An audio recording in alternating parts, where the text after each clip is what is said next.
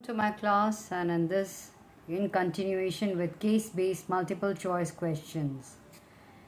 So last class I told you what is a case study in which we study along with the theory that you've learned and we put it into practice. Basically it's just that.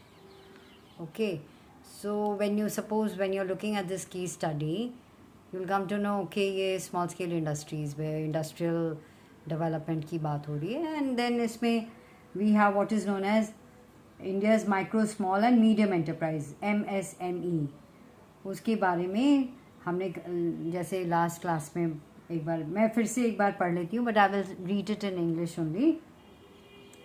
कि case study जो हमने last class में करी थी, ये of course this is based on CBSE. तो इन्होंने बताया कि इंडियाज़ जो एमएसएमई जो होता है, it is poised for a mega transformation. बहुत बड़ा ट्रांसफॉर्मेशन होने जा रहा है 2020 में with the launch of an Alibaba like e marketplace. तो एक e marketplace, electronic marketplace जो है जैसे अलीबाबा का है, उस तरह की एक इन्होंने लॉन्च करना है. और ये होगा ट्रेंडी और yet affordable khadi products to appeal to the masses and digital. तो ये जो है होगा, ये everybody will be able to, सब इसको खरीद सकेंगे. मतलब उतने पैसे होंगे, मतलब it's reaching out to the middle class और even the lower middle class. और ये सारे जो मासेस हैं उनको भी अच्छा लगेगा, अपील करेगा. And digital database credit ratings to help entrepreneurs avail loans. और उसी के बेसिस पे जो entrepreneurs हैं उनको loans भी मिलेंगे based upon, जब हम बेस करेंगे उसको credit ratings, उनकी credit rate. then बता रहे हैं कि दी however जो है ये sector जो है, that is micro small and medium enterprises का जो sector है, often considered the bulwark of the economy as it contributes around 29% to GDP. कहते हैं बहुत इम्पॉर्टेंट है क्योंकि 29% GDP का तो यही देते हैं और 48% टू दी इंडियन एक्सपोर्ट्स यही देते हैं. सो बहुत ज़्यादा इम्पॉर्टेंट है. It is an urgent need, बहुत इम्पॉर्टेंट नीड है of major reforms and policy interventions towards ensuring timely.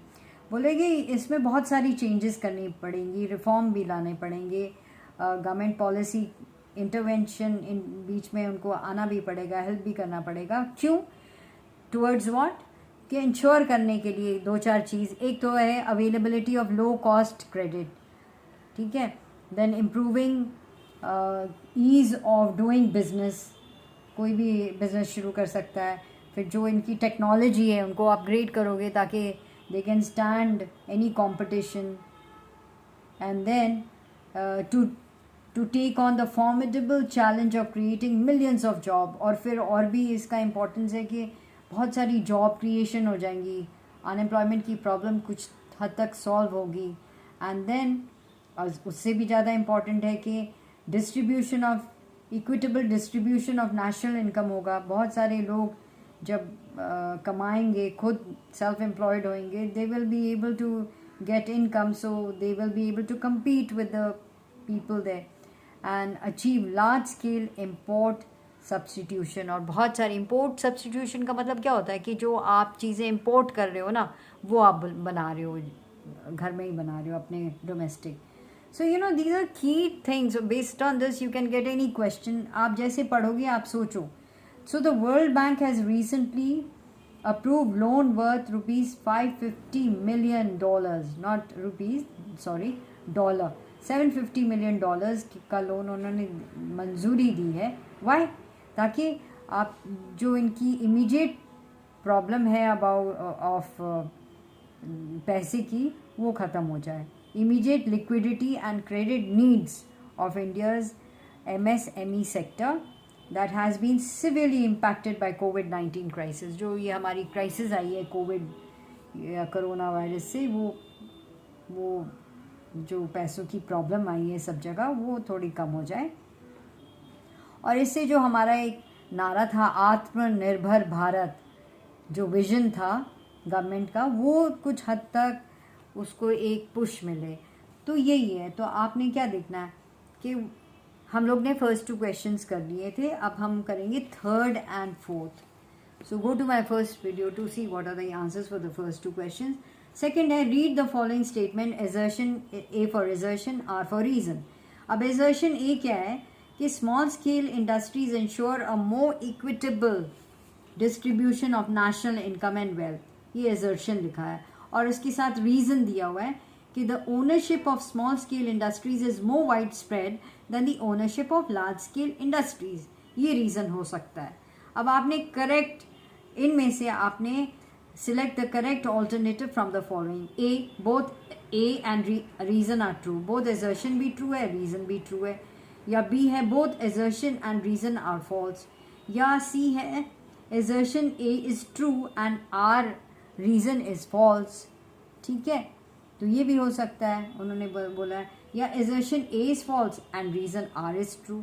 लेकिन जब आपने देखा कि देखो assert हम कर रहे हैं, बता रहे हैं, क्या बता रहे हैं भाई कि स्मॉल स्केल इंडस्ट्रीज़ जो हैं इससे equitable distribution of national income and wealth हो जाता है, हमने अभी पढ़ा भी इसमें। और रीज़न क्या है, the ownership of small scale industries is more widespread than the ownership of large scale industries. इसलिए होता है क्योंकि इससे जो होता है कि widespread every nook and cranny, जहाँ भी जिधर भी पॉसिबल है ये लगा सकते हो, आप अपनी इंडस्ट्रीज खोल सकते हो। ठीक है, क्योंकि लो कॉस्ट क्रेडिट मिल जाता है, ईज़ ऑफ डूइंग बिजनेस होता है, टेक्निकल अपग्रेड, ये सारा जो है ये सारा ईज़िली हम कर सकते हैं इसमें। तो लगता है कि दोनों एजर्शन और रीज़न दोनों ट्रू हैं, है ना भाई। So question 3A, the select the correct alternative में हम चलो ए ले लेते हैं कि both assertion and reason are true. ठीक है, now just let's take question number 4। State whether the given statement is true और फॉल्स, कि small scale industries are the largest employer of labor force in India। Labour force जो है हमारे यहाँ इतना है, इसके लिए आपने बस सोचना, जो इन्होंने लिखा भी है वो भी है, और प्लस सेल्फ एम्प्लॉयमेंट हमारे यहाँ काफ़ी है। ठीक, कोई भी कहीं भी कुछ छोटा सा अपना करके खोल के ये स्मॉल स्केल इंडस्ट्री या कॉटेज जो भी है इसमें आप आ जाते हो, या बिल्कुल सही है, it is true. Okay, so with that we finish case study number 1. We will be doing case number study 2 and 3 etc. just to make you know it। and उससे भी पहले जरा मैं एक हिंट दे दूं कि आपने ना पहला जैसे फटा स्पीड रीडिंग करनी होती है, इसमें फटाफट आपने देखा MSME अच्छा, और आपको फ्लैश कर गया, आप कौन सा चैप्टर है उसमें चले गए आप, फिर आपने फटाफट देखा कि ये जो है क्वेश्चंस क्या हैं, क्वेश्चंस आप जल्दी से देख लेना, because you should not waste too much time and you know what, you will get full marks in this। so इसलिए ज़रा केस स्टडी, इसलिए मैंने केस स्टडी की है क्योंकि बहुत सारे बच्चे कह रहे थे केस स्टडी तो समझ ही नहीं आ रही है होता क्या है। और please it is not like जो अनसीन पैसेज का करना होता है कि उसी में से आ रहा है, ऐसा नहीं है। It is connected to that more और लेस, कि आपकी नॉलेज भी देखेंगे आपने क्या पढ़ा हुआ है उसके बेसिस पे। So that is the only difference.